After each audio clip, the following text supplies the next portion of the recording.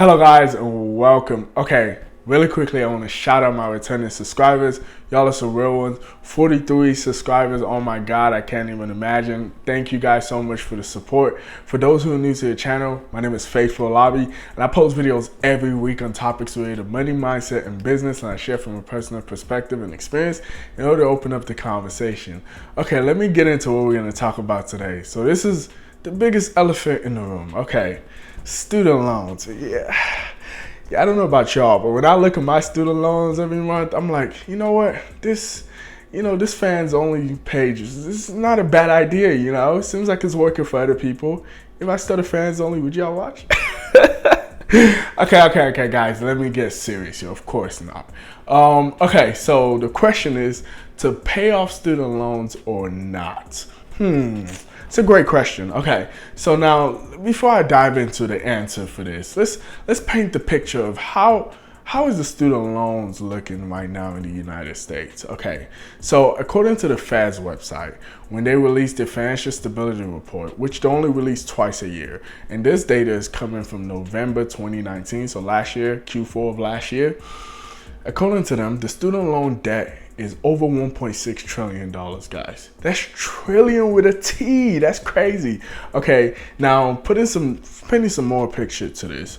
That's $400 billion more than credit card debt and almost $500 billion more than auto loan debt. Yikes, that's pretty bad. And this is growing at about a 5.1% rate every year, guys. Let me paint the context for what 5% of 1.6 trillion looks like. That's about $80 billion a year, guys. 80 billion. To make the matter worse, the average student debt in America is $37,000 per student. And to make it even more worse, guys, 40% of people aren't paying their student loans back. Okay, now I understand now when it comes to student loans, like how do we get here? It's really bad because if you think about it, you're 17, 18 years old. You don't really know. You're just going to college, trying to get your degree, have fun. And, you always saw this depiction of college on TV and you're like, I'm ready to have fun. Whatever means necessary, I'm going to college. So you sign in all these documents and you don't even know what you're getting yourself into. I think it's really, really bad that these colleges are really finessing us out here. And we didn't know nothing. And now we're graduating, we're seeing the reality of what we're really in. And we're like, wow, this is really bad. So let's paint some pictures here. So this is Jay over here, right? So we have Jay here. And Jay is like, should I pay my loans or should I wait for Bernie Sanders to bail me out? Okay. So we might get a bailout from Bernie Sanders or Elizabeth Warren, one of those. Who knows? Okay, so let's say Jay here has $37,000 of debt at a 6% interest rate. Okay, so Jay is like, you know what? I don't really like this debt. I'm not really feeling it.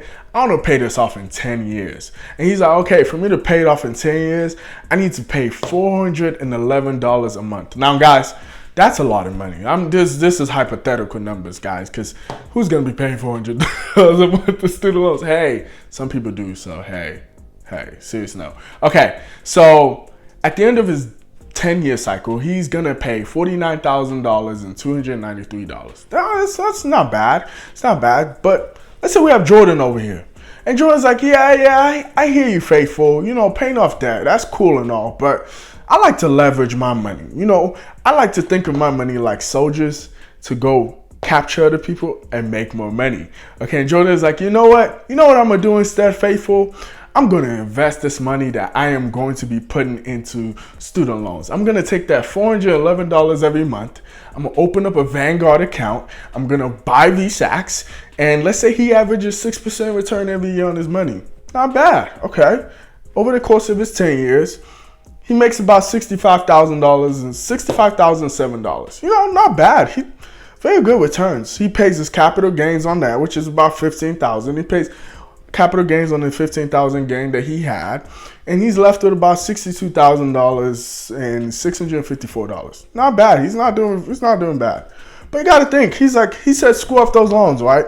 But in the meantime, his $37,000 loan at a 6% interest rate is accumulating $2,200 a year in interest. Now, over the course of his 10 years, The interest he would have recruited is $22,200. Now he has to pay off $59,200.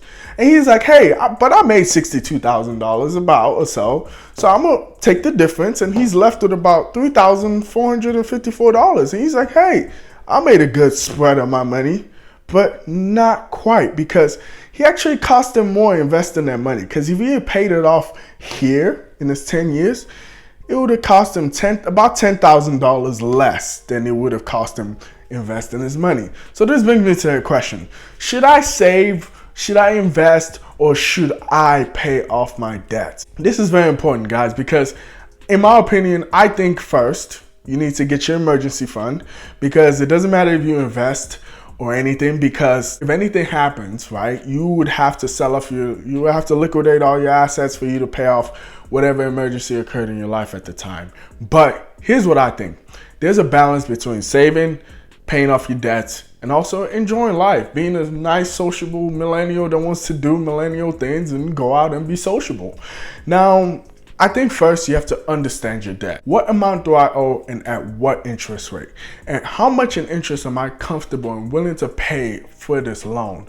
Now, when it comes to this, you have to do the numbers, guys. Now, I'm going to attach a spreadsheet down below, and this spreadsheet is going to allow you to easily calculate all these numbers without having to have a board and do all what I did here. So all you have to do is put the number, put the interest rate. It will tell you how much you pay, and put the amount you're going to be paying, and it'll tell you how much you'll be paying in interest. You could even select the snowball method or the avalanche method with the spreadsheet. And for those who don't know what the snowball or avalanche method is, the snowball method is attacking the lowest amount of debt that you have first, paying that off first, whereas the avalanche method attacks the loans with the highest interest rate. If you look at your interest rate and it's at a 10% or something, you could refinance it. For example, the last loan I pulled out of my college, it was at a 10% interest rate, guys. 10%, that's bizarre. After sitting down looking at the numbers when I graduated, I said, whoa, this is way too high. I refinanced with SoFi. SoFi plug again. SoFi, y'all might as well sponsor this. Sponsor me. Sponsor your boy. But I refinanced with SoFi. It slashed my interest rate in half. It was like I got it at a 4.5% interest rate, and it saved me a lot of money before I started making that payments. So guys, just looking at the numbers alone and understanding ways you could cut the amount you could pay in interest is very important, because it will save you a lot of money in the long run. So we've talked about how it's important for you to really know your numbers and really start paying them. Now, in that spreadsheet, you need to come up with a strategy for your debt, depending on who you are and depending on what type of person and how you feel with debt. Now, everybody's different. Some people are like, I hate debt. I just want to get it off my chest and pay it all off. I don't care. I'm paying it all off. That's good. That's you. Some people are like, I don't mind. You know, it's at a low interest rate. I could pay it off a little here and there, and I'm paying little or no interest on it. And that's you. That's cool too. Now, you just need to come up with that strategy and stick with it. So let's say you're in high school right now and you're thinking, I don't know if I want to go to college or not, because the way people are making college sounds like it's just a scam. It sounds pretty bad. Now, here's how I like to see it. I like to look at college as an investment. Now, when you look at college as an investment, it is from a completely different lens. Now, you got to look at how much it's going to cost you to go to college first. And what you're going to be going to college for is probably the most important thing. Because I think in this day and age, for you to go to college now, you have to go within the STEM industry or something that's going to be high paying as soon as you get out of college. Because betting on the fact that you're going to just go to college for something like art or something along the lines of when you graduate, you're not going to make a lot of money. And I'm not saying or talking down on any art majors or anything, but if you spend $100,000 just to get an art degree that it's going to be paying you $40,000 a year, that's not really a realistic way of going about college. Now, let's say you go to college and you're majoring in engineering and it costs you $10,000 to go to school. That makes more sense. But when it comes to college, looking at it from an investment perspective and also looking at what is the projections for the major I want to choose coming out for the year I'll graduate, looking at the forecasted numbers of the opportunities of jobs that's actually going to be available during that time frame, because you don't want to go to college at a time frame where jobs that what you're going to college for is going to be obsolete by the time you graduate. And also, there are a lot of videos and people out there who talk about hacks of ways to go to college. For example, going to a 2-year college, going to a 2-year community college before you actually go into a major college, because that will save you a lot of money and costs by just rather than just going into a big major university your freshman year. So that's another way. Another way is scholarships. And I know a lot of people talk about scholarships, but scholarships is one of the ways I was able to reduce the amount of debt I was able to graduate with college. Now, when I talk about scholarships, I'm not just talking about doing 1 or 2 applications a month. I did about 25 to 30 applications a month in scholarship, guys. That's how serious I was with graduating with the least amount of debt. Now, this was very different for most people because, like I said, my parents instilled in me to make sure debt was the last thing and the last option on the table I had to go to in order for me to stay in college. I was able to really just hone in and look at opportunities, looking at every scholarship you could think of, guys. And there's a lot of money out there, guys. There's a lot of money out there, and you just got to find which ones and just find the time and just do the applications and actually get it done. And I think college is one of the best ways for you to get ahead, because if you leverage college and leverage your career correctly, you could really get ahead in society. With that being said, thank you guys for watching. If you made it this far, as you know, you're a real one. I really appreciate you. Move with purpose, have purposeful thinking. Thank you guys for watching, and I'm out.